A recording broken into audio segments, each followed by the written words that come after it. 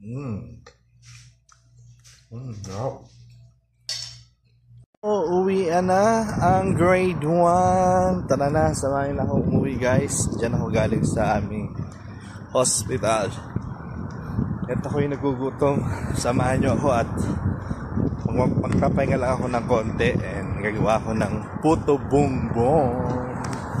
Ayan, pagdating ko ng bahay, nagpalit lang tayong ng damit at sinimulan na natin agad-agad ang paggawa ng masarap na puto bongbong. Gumamit tayo ng glutinous rice at siguraduhin malinis ang kamay. Ayan, at ang ating tubig ay tansya-tansya. Naglagay tayo ng ilang drops dyan ng ating ube extract na galing pang Pilipinas. Walang nabibiling ganito dito sa Saudi Arabia, kaya magdala kayo guys.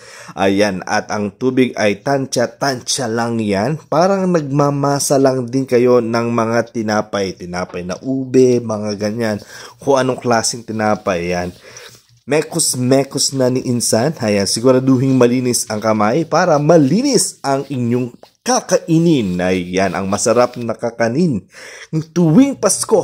Dahil nga hindi natin dama ang Pasko, ayan, nadun na natin, tapos niyar-yar lang natin yan sa yar-yaran ng keso. Ayun. Ganyan lang kasimple ang paggawa ng masarap na glutinous rice o puto bongbong. Yar-yarin mo lang yan. Yar-yar dito, yar-yar doon. Ayan. Kailangan hindi siya malambot guys. Dapat matigas. Ayan. Naglagay tayo ng butter sa aluminum foil. And dahil wala tayong kawayan na pang puto bongbong, ang gamit nating alternatives ay ang ating aluminum foil. Ayan. Lagyan natin ng star margarine para hindi didikit ang ating glutinous rice. Ang ating na-mix na glutinous rice with ube. Ayan. Ganyan kasimple. Ayan. Hanggang sa matapos natin. Konti lang yung nagawa natin guys. Na ayun o.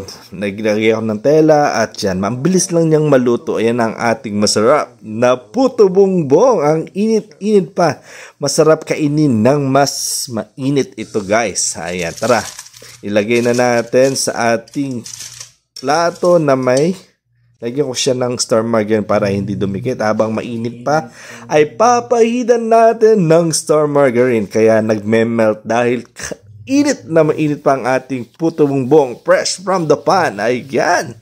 Lagyan natin ng star margarine na nagpapasarap lalo sa ating puto bongbong. Paskong Pasko ay hindi mo nadarama, pero dadamahin natin yan sa pamamagitan ng mga pagkain. May binili akong niyog pero hindi na natin gagamitin, at ang ginamit ko nga ang ating makapuno na binili natin sa Filipino store. Medyo mahal din yan, 12 real. Ayan, nagawa na natin with condensed milk ang ating masarap na puto bongbong. Ayan, habang mainit ay talaga namang nilasap na natin ang sarap. Mas masarap sana yata itong may niyog, dahil tayo tinamad ng magkudkud niyan ng ating niyog na lasang panis naman. Kaya ang ginamit ko na lang ay makapuno. Ayan, binili ko 4 real pa naman yan, ang liit-liit. Talagang napakasarap. Craving satisfied. Talaga namang mapapasayaw ka. Mapapayugyug ka talaga sa sarap. Ayan, parang batang nagtantrum.